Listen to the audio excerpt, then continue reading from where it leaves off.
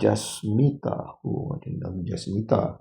Menuang 1 liter jus oren ke 4 gelas secara sama rata. Ethan minum 2 gelas oren itu. Hitung sepadu dalam mililiter jus oren yang diminum oleh Ethan. Baik. Soalan dibagi liter, jawapan nak dalam mililiter. Ada 2 cara. Sama ada biar 2 liter, akhir sekali baru tukar kepada mililiter. Ataupun duk awal-awal dah tukar kepada mililiter. Okey. Dah. Katakan saya nak tukar awal-awal. Jadi 1 liter bersamaan dengan 1000 mililiter. Dituangkan ke dalam 4 gelas. Maksudnya aku kena bahagikan dengan 4. Aku akan dapat 1 gelas tu berapa. Si Ethan ni pula minum 2 gelas. Maknanya kita kena nanti darabkan dengan 2. Okey, jadi 1000 bagi 4. Okey, buatlah sipil macam biasa. Saya tak buat nanti kamu. Okey. Sini lah. Mana sini? Ya sini. 1000 bagi 4. 1 tak boleh. 8, 2, 25. So, jawapannya 250. Okey.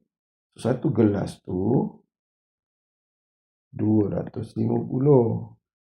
Ethan minum 2. Jadi kita darabkanlah dengan 2. Tegak. Okey, so darabkan dengan 2. Sifar 10, 1,500. So jawapannya ialah 500 mililiter. Okey, good. Tapi cikgu nak bawa kat sini. Inilah cara prosedur. So, boleh cikgu tunjukkan cara yang konsep. Baik Dah. Baik. Sebelum konsep cikgu tekan lagi satu lagi cara prosedur tapi dia lebih dekat-dekat dengan konsep. Iaitu apa? Dia tahu dia tuang 1000 ml nak kepada 4. Tapi dia cari 2. Darab 2. Ni dengan ni boleh dimasukkan. 2 kali berapa? Allah. 2 kali berapa dapat 2? 1. 2 kali berapa dapat 4? 2. Jadi tinggallah 1000 bagi 2. Jawapannya 500. Pun sama. Okey, boleh.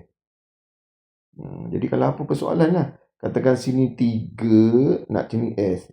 Bagi besar sikit je lah. Kalau sini 7. Sini cari 5. Maknanya ialah 1000 bagi 7 dulu. Carilah 5. Gitu contohnya lah.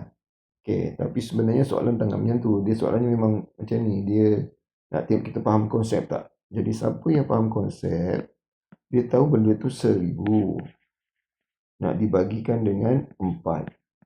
Macam mana? 4 ni asalnya kan daripada 2.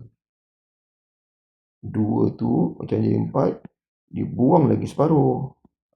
Tu. Faham? Maksudnya okey. 100 buang pada 2. So, jawapannya ialah 500. Dah. Lepas tu nak jadi buang 4 ni baru 2. Nak jadi 4 maknanya kena pecah jadikan 4. So 500 pecah 2. 2,5. 2,5. 2,5. 2,5. Dah. Gitu. Tapi kalau orang bijak, dia tak buat macam ni. Dia tahu ni 4, 2. Jawapannya 500. Pun boleh juga. Mana-mana lah ya. Okey, Alhamdulillah.